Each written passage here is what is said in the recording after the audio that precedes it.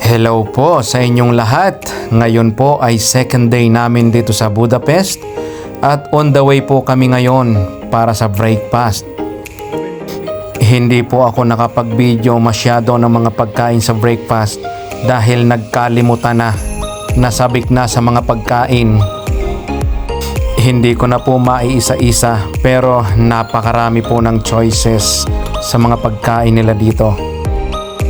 At after nga po namin kumain ay napagdesisyonan muna po namin na maglakad-lakad muna para naman ma-enjoy namin ang City of Budapest. At kung inyo pong natatandaan sa aking video kahapon ay nagkaroon po ako ng violation. At dito po yon sa tapat na ito. Ayan, dito po sa tapat na ito.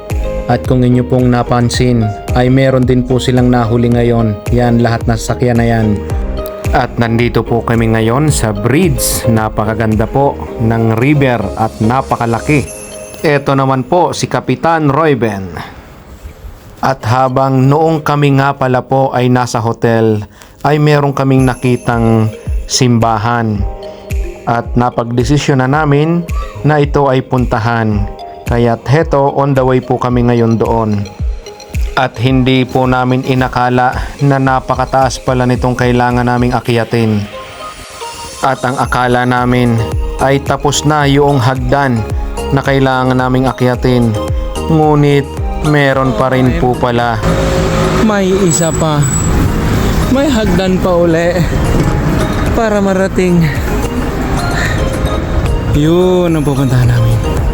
Ayun. May hagdan pa uli. Okay. May bike na din ba? Aha.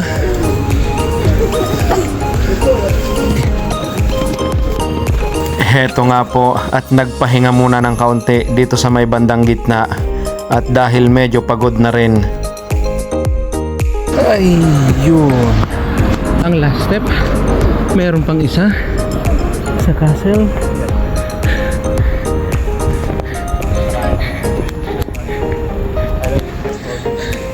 Ngiwit na po yung nasa likod ko. Ayaw na. Ay. Ngibit na, ngibit. Mahaba-haba din are.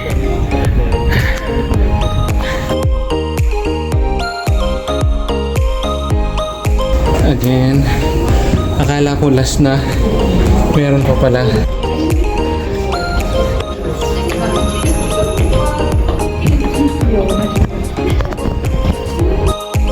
Heto po at malapit na naming marating yung ibabaw. At nandito na kami sa simbahan. Ngunit alam nyo po ba, nung nandito na kami sa taas ay saka ko na realize na ito rin pala po yung pinuntahan namin nung ipinasyal ko sila Tito Dogan and Tita Grace. At kami po ay nagsasakyan papunta dito dahil napakataas nga po nito. At ngayon ay nilakad lang po namin. At dito po sa lugar na ito ay makikita nyo ang napakagandang city ng Budapest at syempre ng river na rin po. Medyo marami nga lamang pong tao sa mga oras na ito kaya't hindi po tayo makasingit para mabidyohan ng maayos ang kabuuan ng city. Ayun. Ayan po ang intercon.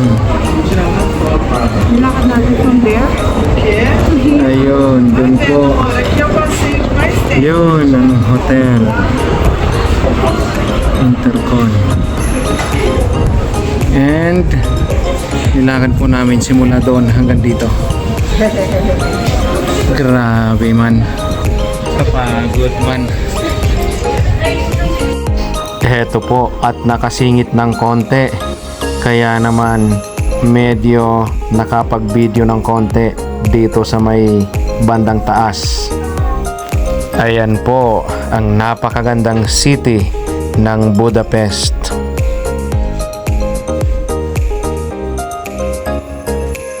Ayan nga po, at pagkatapos naming mamasyal ay nag-decide na po kaming umuwi pabalik sa hotel. Pero dahil napagod nga po kami sa paglalakad ay heto, nag-taxi na lamang kami. At dito po ay makikita ninyo kung saan ako nahuli.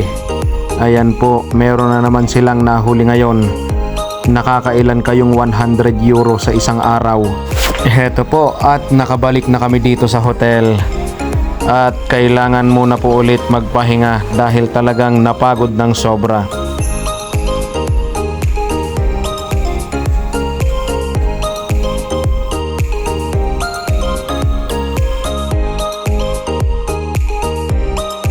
Ayun, maraming salamat po sa inyong panonood. At abangan nyo po ang aking susunod na upload sapagkat meron po kaming isang kabarkada na susunod papunta dito. God bless po sa ating lahat. Salamat pong muli.